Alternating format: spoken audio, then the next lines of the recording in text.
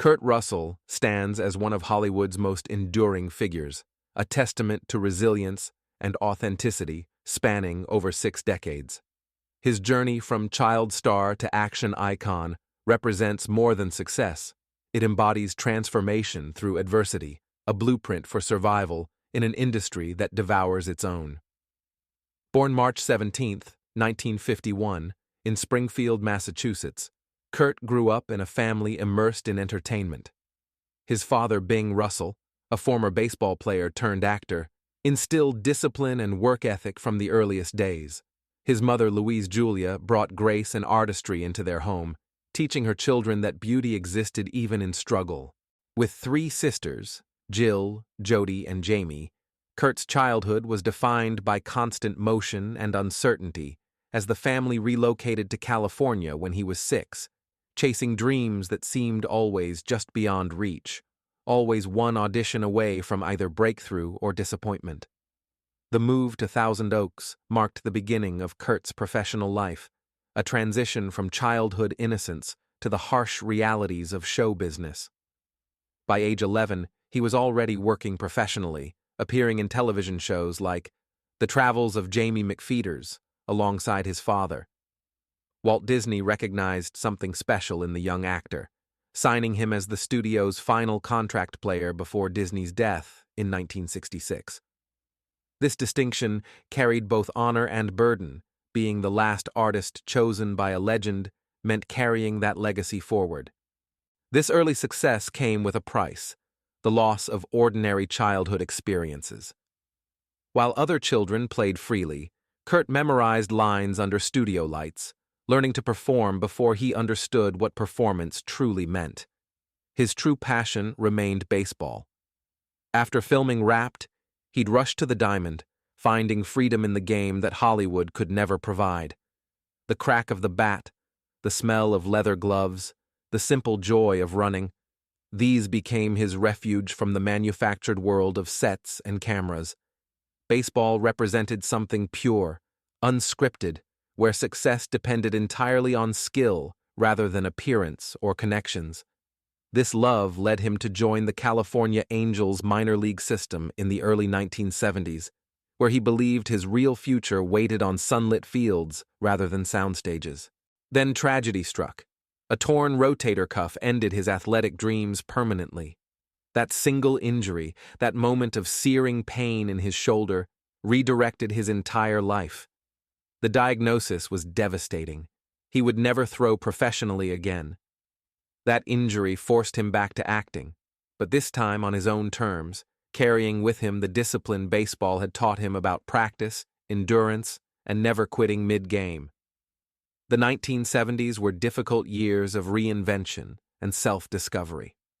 Hollywood had evolved into grittier territory, and casting directors still saw him as Disney's clean-cut kid, too wholesome for the new breed of anti-heroes dominating screens. The industry wanted broken men, cynical characters scarred by Vietnam and Watergate. He struggled to find meaningful roles, taking television work and minor parts just to remain visible. The phone calls grew less frequent. The meetings led nowhere. Agents stopped returning messages promptly. He wasn't starving, but he was fading, and in Hollywood, fading happens slowly, painfully, like watching your reflection disappear from a mirror inch by inch. The breakthrough came in 1979 when director John Carpenter cast him as Elvis Presley in a television biopic. Many doubted the choice. How could Disney's golden boy portray the king of rock and roll? Kurt's performance was revelatory, earning critical acclaim and an Emmy nomination. He didn't impersonate Elvis, he understood him, channeling the loneliness of fame itself, the burden of being seen by millions, yet known by none. That performance announced his arrival as a serious actor capable of depth and complexity, someone who could inhabit another person's soul rather than merely mimicking their mannerisms. This led to his iconic collaboration with Carpenter on Escape from New York in 1981, creating the unforgettable Snake Plissken character, the eye-patched anti-hero who redefined what an American protagonist could be. Rough-edged, cynical, yet honorable beneath the tough exterior, Snake became a cultural touchstone that influenced action heroes for decades to come. However, their next project, The Thing, in 1982, initially failed spectacularly. Critics dismissed it as too bleak, too nihilistic, lacking the warmth audiences expected. The studio lost millions. Kurt experienced the brutal reality of being labeled box office poison overnight, watching his name become synonymous with financial risk rather than bankable stardom. Rather than surrender to despair, he persisted through the darkness with characteristic determination. Years later, both The Thing and another initial failure, Big Trouble in Little China, would become cult classics, generating millions in streaming residuals decades after their theatrical disappointments. These films proved that artistic value and immediate commercial success don't always align, and patience sometimes rewards more generously than instant triumph. What seemed like career-ending failures became enduring monuments to his willingness to take creative risks. The 1990s became his Renaissance period with Backdraft, Tombstone, Stargate, and Executive Decision.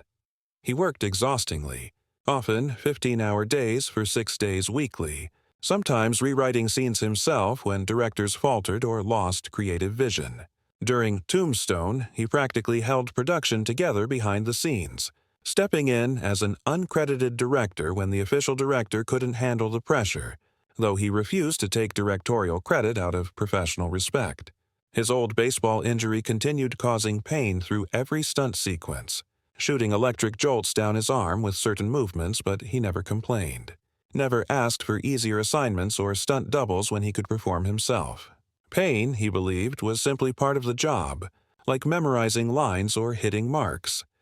At his peak, Kurt commanded $10 to $15 million per film, building substantial wealth through consistent work rather than lottery ticket windfalls or risky investments. Yet Hollywood never awarded him its highest honors. No Oscar, no Golden Globe graced his mantle despite decades of exceptional work that peers acknowledged privately. He watched flashier performers receive accolades while he remained the steady craftsman, respected but never revered, praised but never pedestaled. He accepted this quietly, believing enduring work mattered more than fleeting recognition, that the true measure of an actor lies not in trophies collecting dust, but in the body of work left behind for future generations. His personal life paralleled his professional journey's ups and downs. In 1979, Kurt married actress Susan Hubley after meeting on the Elvis set. Their connection was immediate, built on shared dreams and youthful optimism about conquering Hollywood together. Their son, Boston, was born in 1980, bringing joy that temporarily eclipsed career pressures and financial worries. Despite genuine affection, the marriage couldn't withstand the pressures of dual acting careers pulling them in opposite directions. Different shooting schedules creating emotional distance no amount of love could bridge. They divorced amicably in 1983, with Kurt ensuring Susan's financial security without lawyers or bitterness, believing that the end of a marriage shouldn't mean the end of respect. He remained a devoted father, crossing Los Angeles regularly to spend weekends with Boston, bringing toys and laughter, then driving home alone with silence as his only companion, questioning whether success was worth the personal cost. That same year, fate intervened when Kurt reunited with Goldie Hawn on the set of Swing Shift. Both had experienced failed marriages and carried emotional scars from love gone wrong, from promises broken and dreams deferred. Their connection was immediate but different, built on recognition rather than infatuation, on understanding what heartbreak teaches about what truly matters in relationships. They moved in together without fanfare, and Kurt became a father figure to Goldie's children, Kate and Oliver Hudson, never trying to replace their biological father but simply showing up consistently, fixing doors, making breakfast, teaching responsibility through example rather than lecture. In 1986, their son Wyatt was born, completing a blended family that defied Hollywood's typical dysfunction and tabloid expectations. Remarkably, Kurt and Goldie never married, believing commitment transcended paperwork, that love proved itself daily through choices rather than ceremonies or legal documents. Their relationship weathered countless tabloid rumors over the decades, whispers of splits, alleged affairs, manufactured drama designed to sell magazines, yet they remained steadfast, refusing to dignify gossip with responses or public statements. They built an empire together, not through extravagance but through careful investment in meaningful properties that reflected their values rather than their vanity. Their Rogers Mountain Ranch in Colorado became legendary, a 10,000-square-foot timber lodge on over 1,000 acres where they found peace away from Hollywood's chaos and constant scrutiny. The property featured 5 bedrooms, 6 bathrooms, and panoramic mountain views that stretched endlessly toward horizons unmarred by civilization. Even Princess Diana once visited with her sons, finding refuge there from relentless paparazzi and royal pressures.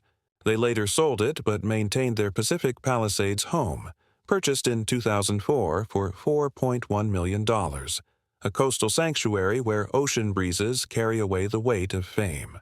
Combined, their net worth exceeds $200 million, though their wealth manifests in experiences rather than ostentation. Classic cars Kurt restores himself in the garage, small planes he pilots for charity events, land that holds memories rather than resale value. Loss tested Kurt repeatedly throughout his later years. His father Bing's death from cancer in 2003 deeply affected him, removing the man who had been his compass since childhood. Rather than public mourning, Kurt grieved through action, repairing ranch buildings, preserving his father's legacy through work, channeling sorrow into something constructive that honored Bing's belief in discipline. His mother Louise passed after a long life, leaving him with bittersweet gratitude for her century of grace and unconditional support. Close friends like Robin Williams departed too soon, each loss adding weight to his shoulders, reminding him that time respects neither fame nor fortune, that mortality comes for everyone regardless of their accomplishments. Physical challenges arrived inevitably as decades accumulated. Years of stunts accumulated into chronic pain, his shoulder, his back, his joints all bearing witness to decades of action sequences and physical demands. In 2021, Kurt underwent hip replacement surgery, a stark reminder that even the toughest bodies eventually require maintenance and medical intervention. Despite internet rumors about serious illness and dire prognoses, the reality was simpler. Time catching up with a body pushed beyond normal limits for decades. He recovered quietly at the Colorado ranch, supported by Goldie and family, learning that rest is not weakness but wisdom, that healing requires patience. Today, at 74, Kurt has slowed but not stopped working or living fully. Recent roles in The Hateful Eight, Guardians of the Galaxy Volume 2, and The Christmas Chronicles introduced him to new audiences who hadn't witnessed his earlier work or understood his cultural impact.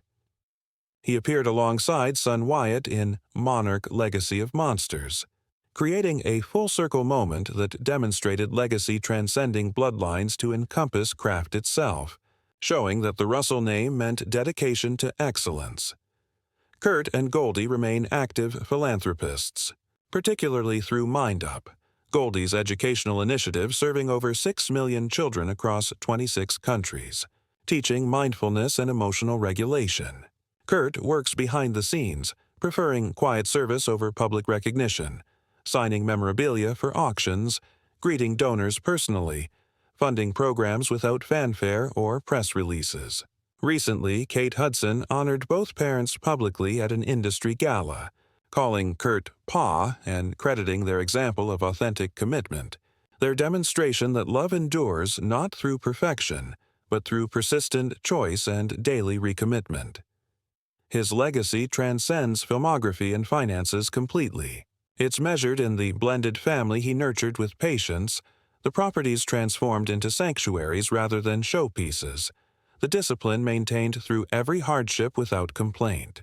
Kurt Russell proved that lasting success requires not talent alone, but endurance, the capacity to fall, rebuild, and continue forward without bitterness, without surrender, without losing the core of who you are. He represents something increasingly rare in modern culture, Authenticity sustained across generations. No scandals mar his reputation. No betrayals taint his relationships. No skeletons hide in closets waiting to emerge. He simply showed up, worked honestly, and built something meaningful from raw materials of talent and determination. Now, dividing time between California's coast and Colorado's mountains, Kurt lives with earned tranquility. Morning coffee, long walks with Goldie, grandchildren's visits, these constitute his wealth now. He's learned what money cannot buy: peace fitting comfortably into each unhurried day, satisfaction in simple pleasures, gratitude for another sunrise. His story reminds us that greatness needn't announce itself loudly. Sometimes it whispers through consistent choices, through showing up when easier to quit, through rebuilding when destruction seems complete. Kurt Russell's greatest achievement isn't any single film or fortune. It's the life he constructed from fragments of dreams, held together by discipline, loyalty, and love that outlasts applause. He built not monuments but moments, not empires but experiences, not fame but family. And in doing so, he created something that will endure long after the last movie fades from memory: a life fully lived, authentically earned, and gracefully shared.